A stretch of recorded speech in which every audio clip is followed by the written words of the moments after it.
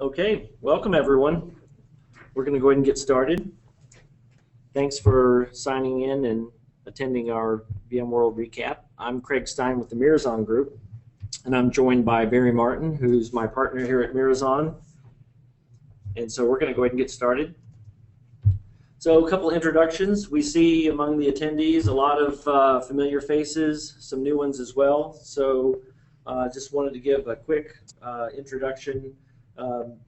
So Barry, tell us a little bit about yourself. Hey everybody, how you doing today? Thanks for joining.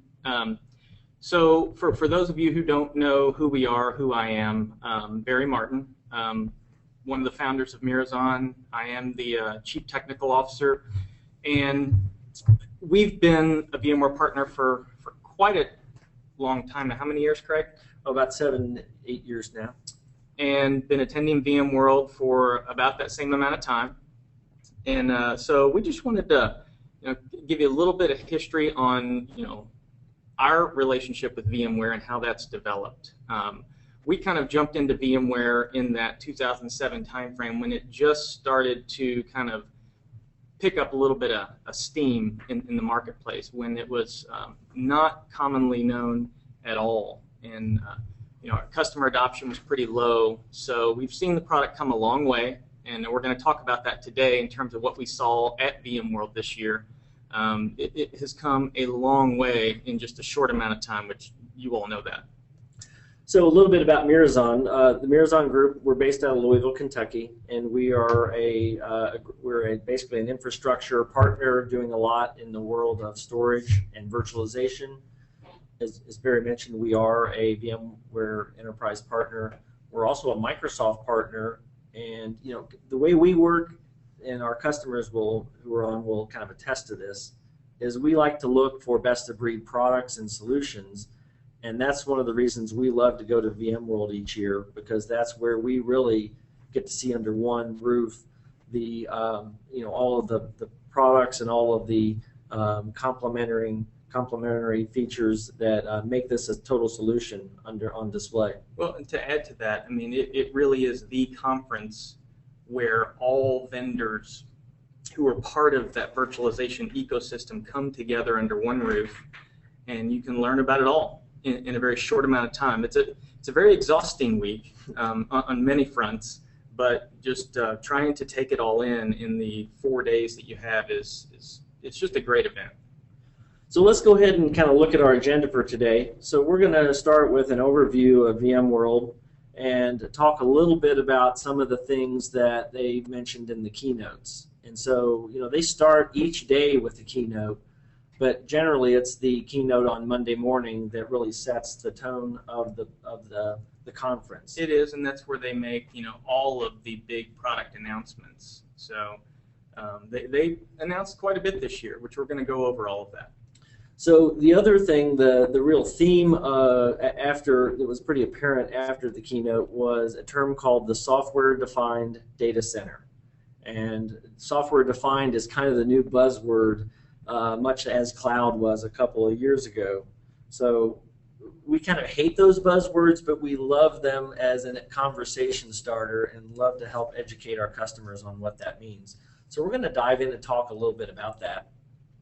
Also, as Barry mentioned, they had a lot of new product announcements, so we're going to talk about some of those at a very high level. We don't have a ton of time today, but we will be blogging and doing some follow-up conversations on that as well. Yeah, if there's questions along the way, we're going to be giving you all a link to a location on our website where you can post questions, and we're going to answer all of those offline for this event. So the other thing we're going to talk about is really the reason we go to VMworld, which is the solutions exchange. And that's what they call it, but it's really the vendor show, the expo show floor. And this is something that over the years, as Barry and I have attended, we have kind of been blown away with the number of vendors who are attending each year. This year, I don't know the exact number of vendors that were there, but it was the largest show floor I've ever seen. They were putting them in the corners of the room and in places that they never had before, so it was quite impressive. And as Barry mentioned, we're going to share with you some resources and links at the end. So, the theme of this being the 10th annual VMworld, it was kind of a milestone event, and their theme was Defy Convention, which, virtualization in itself has always been about innovation, so it really doesn't really rest on its laurels. But Barry and I used to be Microsoft certified trainers. In fact, we still are. We still are. And in 1999, VMware came out with a product called VMware Workstation. And so we thought that was pretty amazing, that we could boot up a virtual machine on our desktop and run things like server operating systems. Well, that has now become mainstream, and that was one of the things they actually took us through, was kind of a history. And so, at a 10-year milestone, it's kind of neat to look back and see how far we've come in such a short time. I'm sure, there's a few of you out here on the call who were probably jumping into virtualization about that same time. I can remember working back in '99, with a fellow coworker, and he was a Linux guy at the time, and Workstation first came out for Linux. And I looked over his shoulder, and I'm like, well, "What are you doing over there?" He's like, "There's this great new thing out there. It's from VMware." And I don't even know if they called it virtualization at the time, but it was quite revolutionary and kind of took me by surprise back then, and it was kind of tough to get my head wrapped around what the technology really was. So, the first versions of VMware, they had a product called GSX Server that ran on top of Windows, and it was really more of a development platform. ESX, what you see there that they released in 2001, was their first bare metal hypervisor, meaning it ran on the server with no underlying OS. And as they have continued to innovate with products and features like vMotion, which lets you move a running virtual machine from one host to another, that's when we really started seeing this whole virtualization space take charge. Yeah, that's about the time it started to grab our interest, and start to really look at it as a technology that we could potentially offer to our customers, and start to build that into our solution set and our solution portfolio. And kind of in a nutshell, what we love about virtualization, Barry and I are engineers at heart, and we've spent a lot of late nights in the data center. These features like vMotion and storage vMotion, it lets us go home at night, because we can now do stuff in the middle of the day we would never have dreamed of doing. Which is, we're going to see on an upcoming slide here how that really kind of held true. The initial wave of virtualization really was for IT. Absolutely. So, Defying Convention is actually a pretty good title for this. So, this was, I thought, a pretty interesting slide. It really shows the journey that we're on with virtualization and VMware in general. So it wasn't that long ago that we had to go out and educate our customers on what virtualization was, and that it could be trusted, and that it was ready for prime time. And so the reason a lot of folks jumped into virtualization, which is the phase 1 bucket there, was for capital expenditure or CapEx savings, and for consolidation and rack space constraints. A lot of low-hanging fruit. Yeah. Got virtualized at that time, file and print type things. So about that same time, servers started getting so powerful that if you install an operating system on them, they're basically sitting there idling. Yeah, if you ran one specific workload, it was a waste of compute resource. But so what eluded us in phase 1 were those tier 1 applications that required just performance, tons of performance, uptime. It wasn't quite trusted to be reliable enough for things like SAP and for SQL and for Oracle. So that's the phase 2 bucket here, which is as the QoS improvements and the reliability increased, that a lot more people were taking that next step. Well, and in that phase 2, that's when all the hardware vendors kind of adopted and embraced virtualization as well. You started to see a lot of virtualization enhancements show up in the hardware, which made it possible then to virtualize your business production workloads. And so finally, phase 3 is where this whole VMworld was kind of pointing us in that direction of agility and automation, IT as a service. And kind of a breakdown of what VMware did, they pinged all of their 700,000 customers, and this is kind of where they showed them as a percentage back in 2012 and where they were at this point in 2013. Well, you can see there's quite a large jump from phase 1 to phase 2 in, from 2012 to 2013. So 26% were there in phase 1 and 54% are there in phase 2.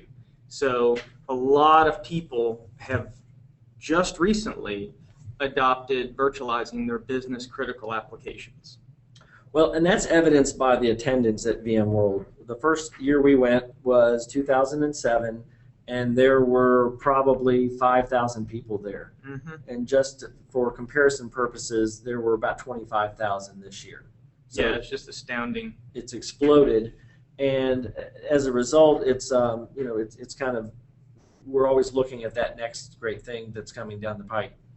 So you can see there also, phase 3 is starting to pick up some adoption as well. It's obviously quite a bit slower, this notion of IT as a service, but even with you guys, out there, attending the webinar today, I mean, we've worked with a lot of you all to build out your private clouds. And so many of you are offering IT as a service now. You are starting to get into more of the management of it, the automation of it, to streamline the processes and the operation around your virtual infrastructure. So one more thing on this, on these phases, I believe it was 3 years ago that the tipping point occurred where it was 2010, I believe, where more machines were spawned that were VMs than were physical. That is correct. And that has done nothing but continue to grow. So, there's a lot of changes in the that are driving the requirements, and I'm sure everyone on the call can, attest to this, of how they've seen IT changes and things like the consumerization of IT and BYOD and mobile workforces, increased uptime, is really kind of driving us to continuously look for a better way of doing things and a more agile way of deploying our platforms. So, this slide just kind of shows the change from the mainframe days where the mantra was control to client servers, which is what we dealt with back in the 90s, right? And in mainframe, look at you're servicing thousands of users, hundreds of apps, which at the time seemed like a lot. But we went into client server, and there's more silos to isolate things and leverage PCs versus mainframes. And we did get into the millions of users, thousands of apps. But now, today, with mobile cloud, it's exploded. It's absolutely exploded. And so now we need much more management in place to be able to handle this explosive growth.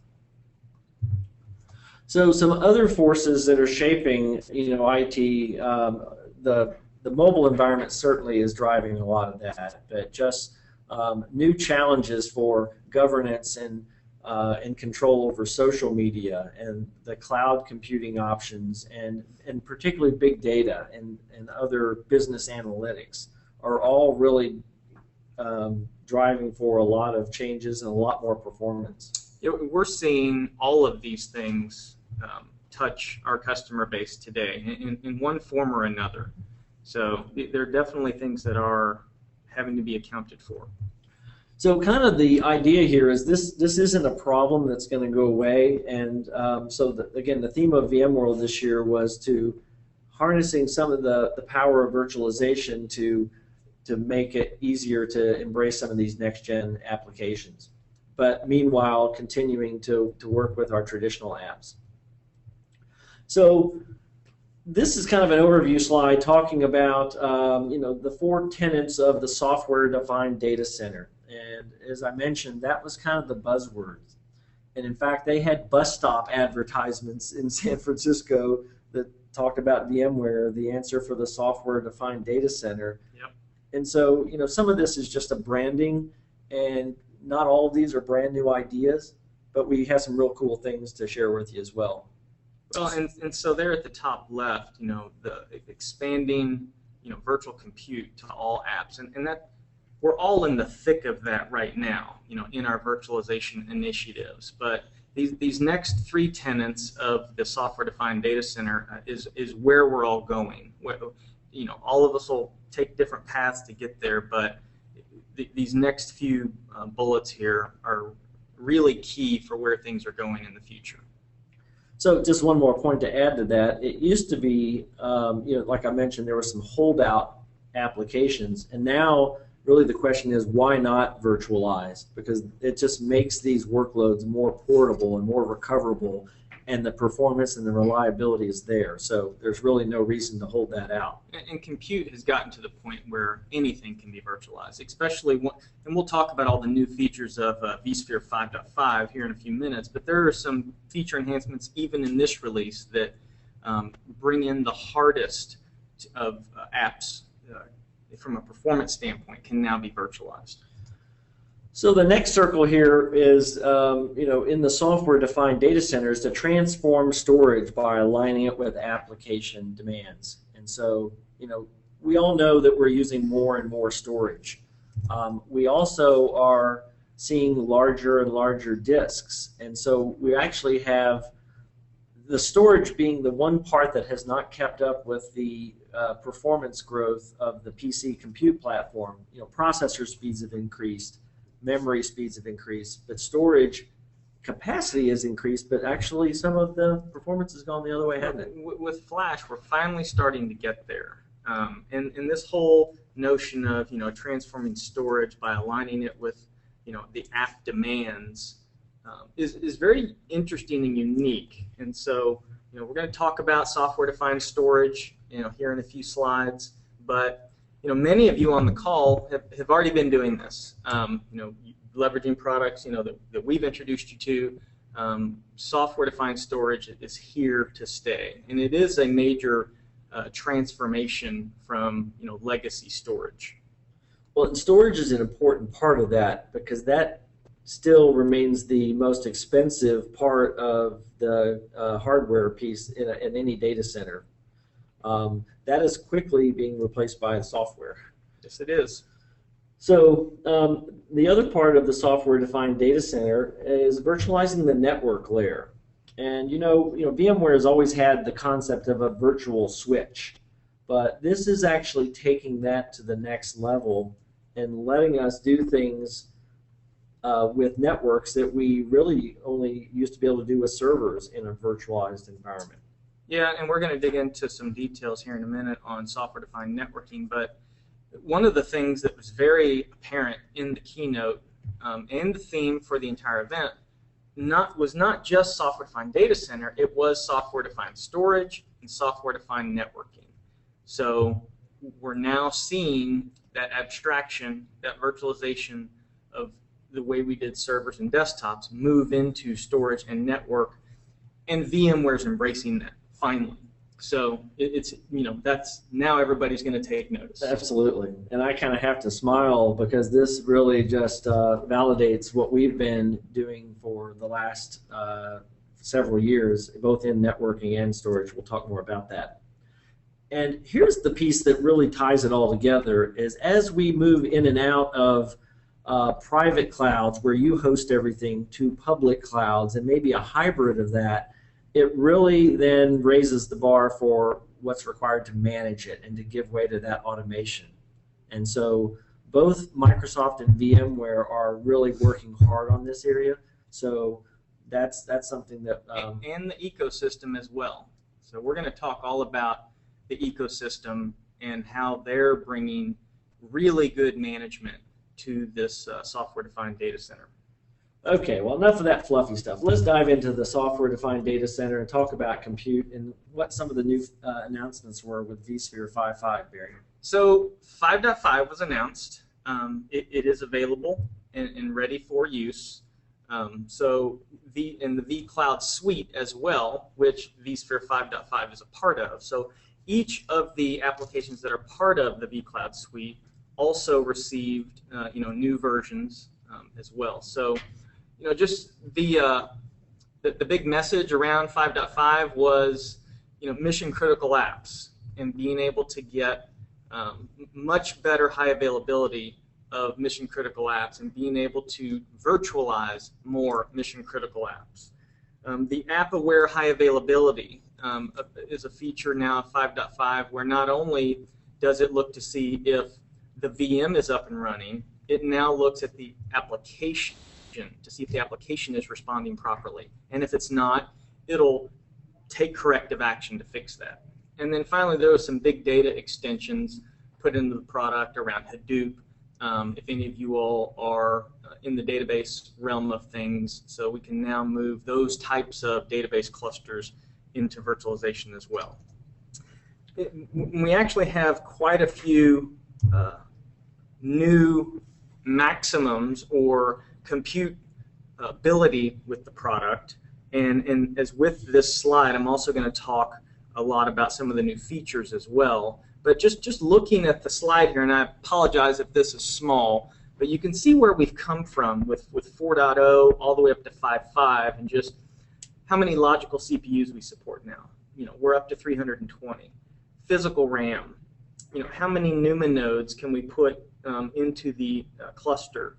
The virtual CPUs that the cluster can support is just astonishing. Virtual machines. And one of the reasons there's question marks on this is because the actual limits guide has not actually been updated yet. So therefore the question marks. Now when you move to the second table, there we're talking about the actual virtual machine hardware level, which we're up to version 10 now, for those of you keeping track.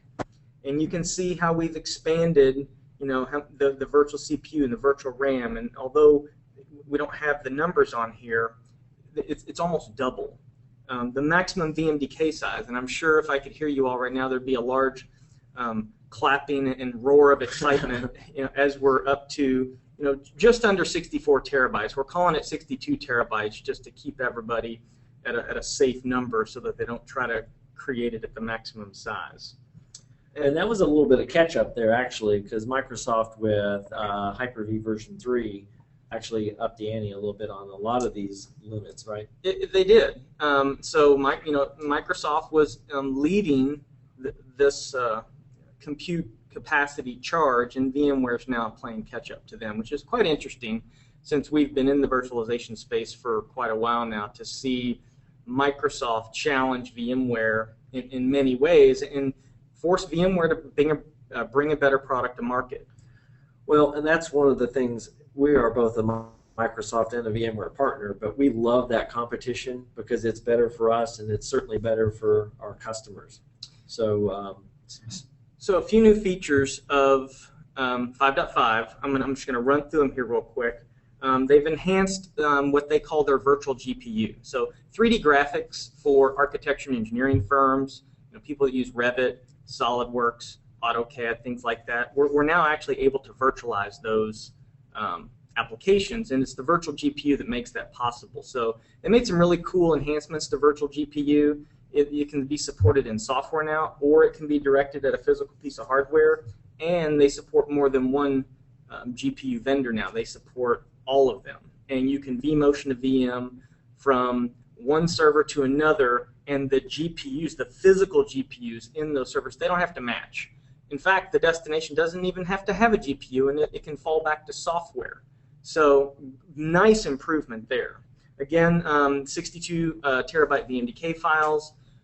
There's some really cool enhancements around Microsoft clustering. If you're doing any clustering of VMs, we now support Server 2012, or VMware now supports Server 2012, and it can support iSCSI and FCOE as a storage protocol for those VMs, where before it was limited to fiber channel only. We also have round-robin pathing policy for shared storage, which is an improvement, especially around availability and performance. If any of you checked out replication in vSphere 5.1, you know that was added to the product. It was kind of a version 1 feature. Well, in 5.5, they've made some really nice improvements to replication. One of them being we can now have multiple point-in-time snapshots at the destination site and be able to recover to any of those. A few more here features real quick. We now have what's called flash read cache.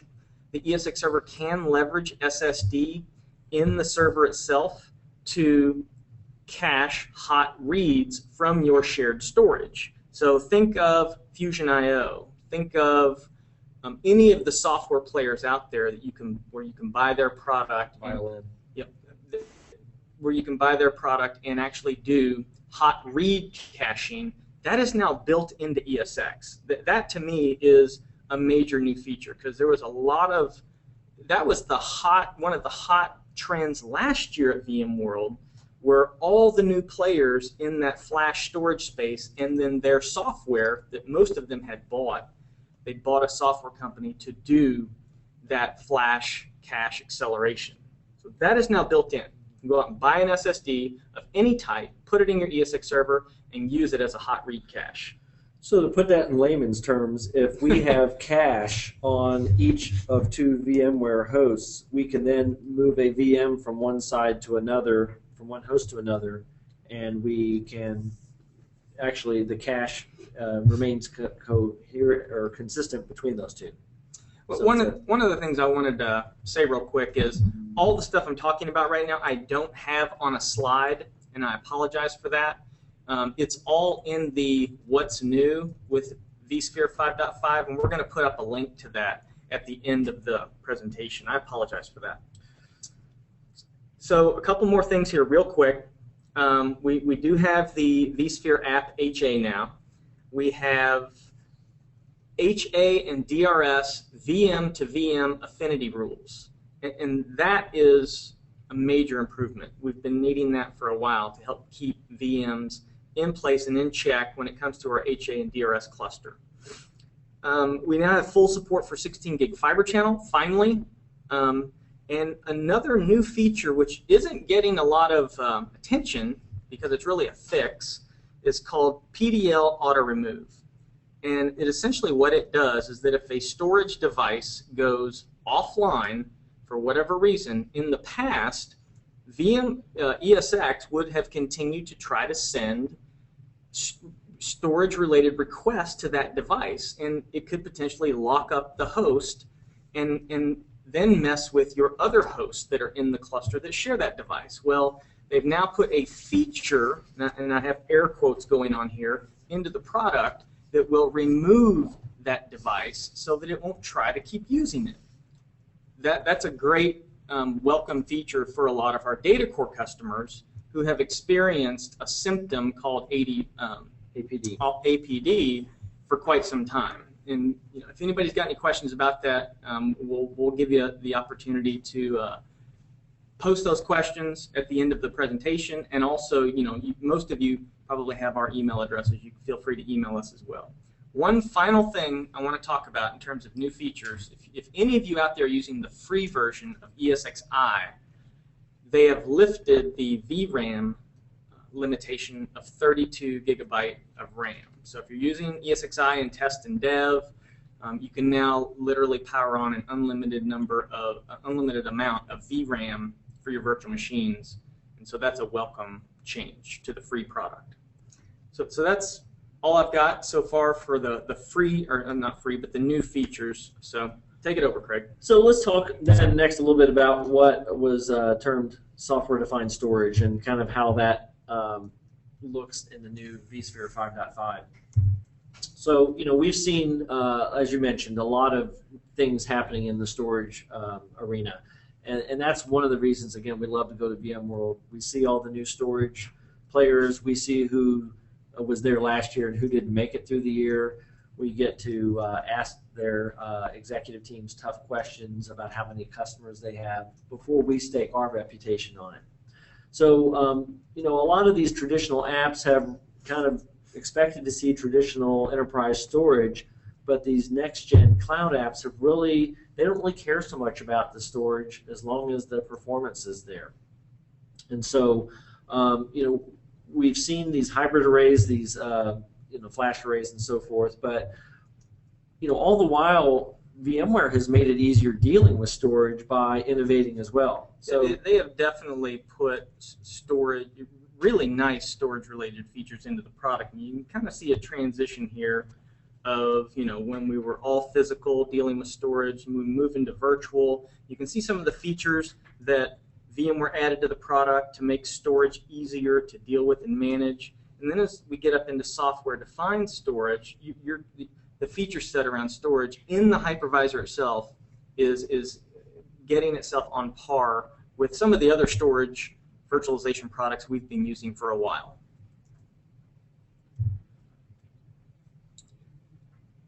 So VMware's approach here to software-defined storage, they've come out with a new policy-driven wizard that allows the environment to provision storage based on capacity needs, performance needs, and availability needs.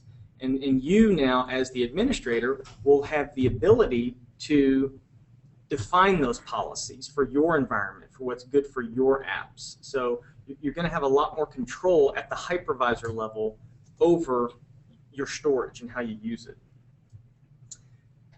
And so, what that translates into is you can really start making application-centric data services available across the board for all of your applications, really regardless of the type of storage that you have. Mm-hmm. And, we have used products like DataCore and Nexenta in the past to give our customers choice, to decouple those SAN features, the software features, from what really is commodity hardware. And what you can see right here on this slide is a lot of the application-centric data devices were all external storage devices.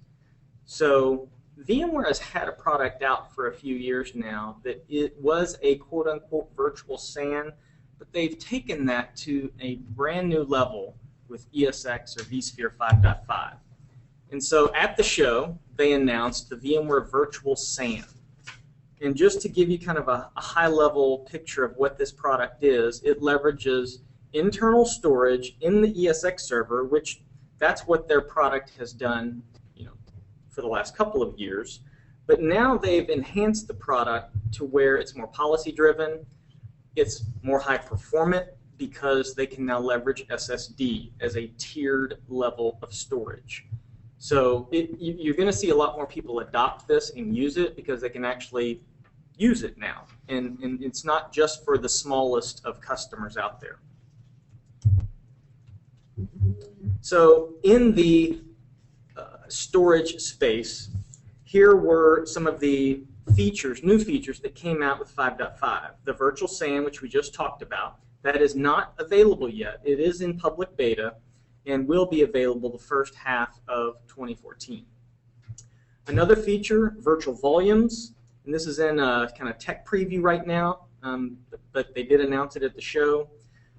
The other feature that is more application-centric, I've already talked about, the vSphere Flash Read Cache. That's leveraging any flash or SSD out there on the market to do hot read caching off of any storage your ESX servers are accessing. And then Versto, which was an acquisition they made. Versto was at VMworld last year, had a great booth, had a great story. VMware bought them. That is in the product in 5.5, and it acts more as a write cache, a write coalescing engine to provide more consistent access to your back-end storage. So, just to keep things moving, we're going to go on to talk about the virtual network. And so that's really, I think, one of the most interesting parts of what we have to talk about today. And so they made a pretty huge announcement called VMware NSX, which is really, if you think about it, the product vSphere was first termed ESX. So NSX is basically a hypervisor for your network. It is. It's a pretty radical shift in the networking space, and it was a fairly major announcement at the show. They talked about it quite a bit in the keynote, and then to see all the vendors on the Solutions Exchange floor who were already certified to be a part of this platform and have their products work with it was impressive. So NSX was spawned out of an acquisition of a company called Nicira and some internal development that VMware was doing. And We've included in our links some videos that really demonstrate it, and we can talk a little bit about it, but that really is a great primer to kind of get started with it. But this slide kind of shows some of the features, and like I mentioned before, VMware has always had a logical switch in it, but now we're adding things like gateways, which for layer 3 routing, and for firewall rules, and making that something that we can define and we can replicate and we can clone and we can back up and recover, and make that just another part of our virtual infrastructure. Well, and you can look down this feature list, and if you're paying attention, it's quite evident that VMware's gobbling up a lot of the technology space here. Some people would look at it as they're not playing nice with the ecosystem. If you look at things like logical routing, a vendor that we work with in that space is called VYATA. If you look at logical firewalling, VYATA is another player. Fortinet's another player in that space because they've got a virtual firewall. Load balancing, we use a product there from Kemp Technologies. So all of those technologies are now in ESX. It is part of the product, or I should say vSphere. So NSX is the ability for you to manage in software all of these features and deploy them as if you would deploy a VM. Well, and one key point to look at here is the bottom layer, any network hardware, any hypervisor, so this is not just a VMware feature, and it's any cloud management platform. So what they're saying is they're setting a standard API that can be used across the board, as opposed to what Cisco has done with their virtual networking, their Nexus line. And when they announced this at the keynote, this was the slide that they put up on the overhead, and you could almost hear the gasp of what was missing. Yeah, the largest networking partner in the world. So obviously that's Cisco, and although Cisco believes in virtual networking, they have a slightly different opinion on how that should be implemented. So it'll be interesting to see how that plays out. It definitely will. So I know we're kind of coming up on time here, so let's keep moving, Barry, and let's talk a little bit about some of the announcements as far as the management tools and what's new to vSphere in 5.5. Sure. So on this slide here, just kind of throwing up there the traditional IT management. You've all been in the trenches and done this. You've been managing via scripts. You've got some rules-based management, but not a tremendous amount. And then you've got automation that you've got to deal with. You need to drive efficiency. So what we're looking at now is moving into more policy-based automation for your environments. So with the goal being, as they point out, they're agile, scalable, and simple. Well, but most importantly, with a lot of the heavy lifting done behind the scenes by the management platform. Exactly. And so VMware's building more of that into the product now. I mean, the vendor we like to work with in that space, which some of you all out there on the call are using, a product called VM Turbo, does a lot of this type of automation. But VMware, again, some of it would look at it as if they're not playing nice with the ecosystem. They're just putting more and more into the product itself.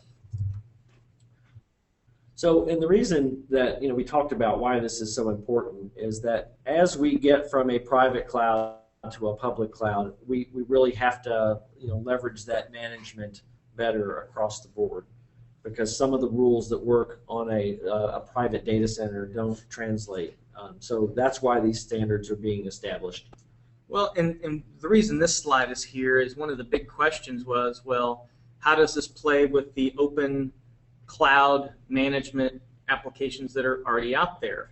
And so they made it very clear and very evident that they will be working with OpenStack and the vCloud hybrid service, which we're going to talk about here in a moment as well. But they wanted to drive home the point that everything they're doing will play nice with the rest of the industry. So that's this last section here on is just discussing kind of the hybrid cloud, and for a lot of folks who what is this cloud and what does it mean? I mean, really, it's pretty much just a line of demarcation between what you've always done with virtualization on-premise and leveraging pieces of that for off-premise providers. So for elasticity, so that you can grow your environment or shrink it based on demand. So how many of you folks have had someone come to you and say, we need to do cloud computing? Well, if you're virtualized, you actually are doing cloud computing. You're doing private cloud.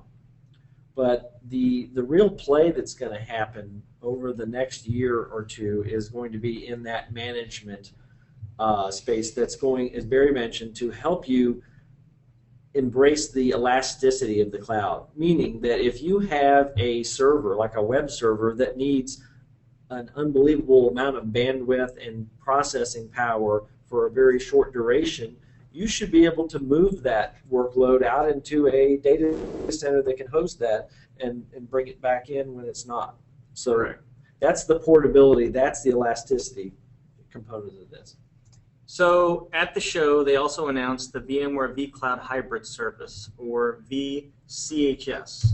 So I actually had the opportunity to sit in a CIO roundtable with VMware, and where they were asking all the participants, if this is something they would leverage. And almost everybody said overwhelmingly yes. And when VMware was questioned, well, why are you doing this? Why are you going and competing against Amazon or Microsoft Azure or some of those other cloud services that are out there? They said, because everybody's asking us to run our own product for them, and because we should be able to do it the best. So that's really what the vCloud Hybrid Service is all about.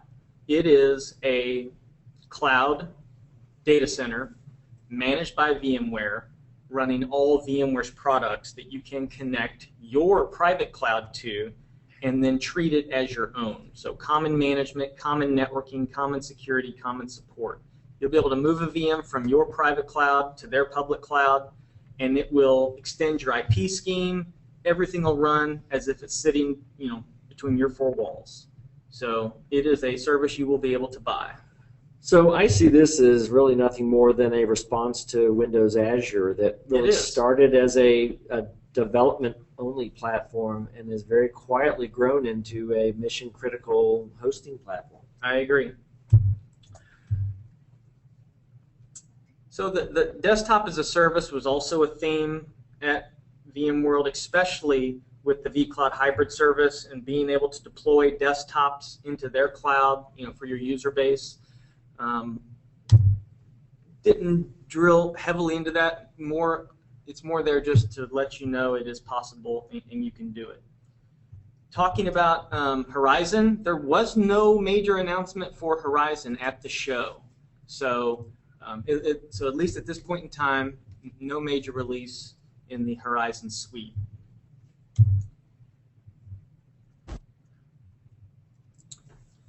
So this was kind of just the wrap up of the things that VMware's vision for IT was to for users. We really just want it to work, and there's becoming less separation of devices, but still the need for separation of personal and business data is really important, and of utmost important is the choice, making sure that they can get to their compute platform from any device. Well, that's really what it's all about for users is, they need access to their apps, they need to be able to work productively, and they need consistent access. For IT, it's a little bit different. We're getting to the point where we need more automation, we need more control, we need policies that we can define that take action on our behalf when we're not around. So that was a little bit about VMware's vision, as they were wrapping up the keynote. And then finally, the three imperatives, Craig.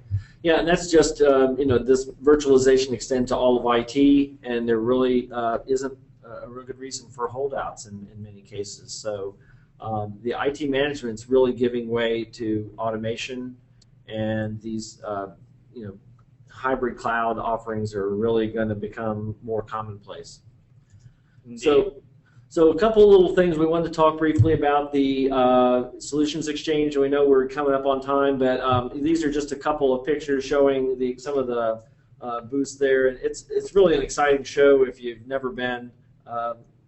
We wanted to certainly share some of that with you and some of the neat things that we saw in the solutions exchange. Yeah, many of the vendors that we work with, all of them, they're all accounted and present for, telling everybody about their products and their wares.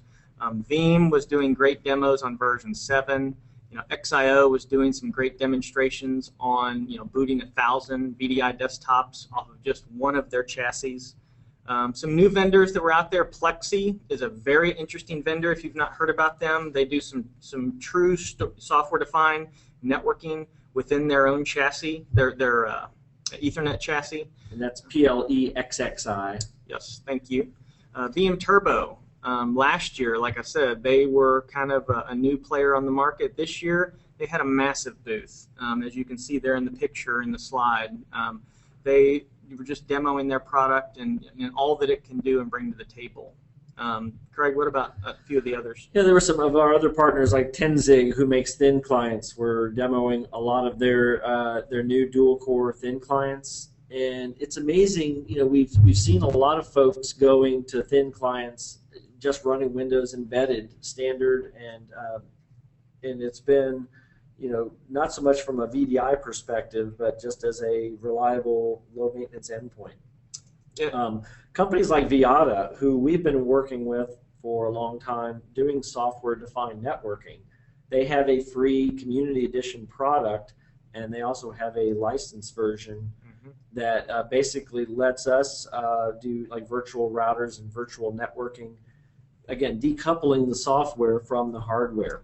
And they were actually purchased last year by Brocade, who is leveraging the SDN play as well. And probably the last one that I would mention is, which we've all heard about, they're not new, is NVIDIA. But the reason I bring them up, they actually won Best in Show for their particular product category, but it's really neat to see what the GPU manufacturers are doing to embrace virtualization right now. And we're really on the cusp of a major shift and transition in 3D professional graphics and virtualization. So if you've not looked into that space and you have that need, I highly recommend it. There's some really cool technologies that NVIDIA has in that space.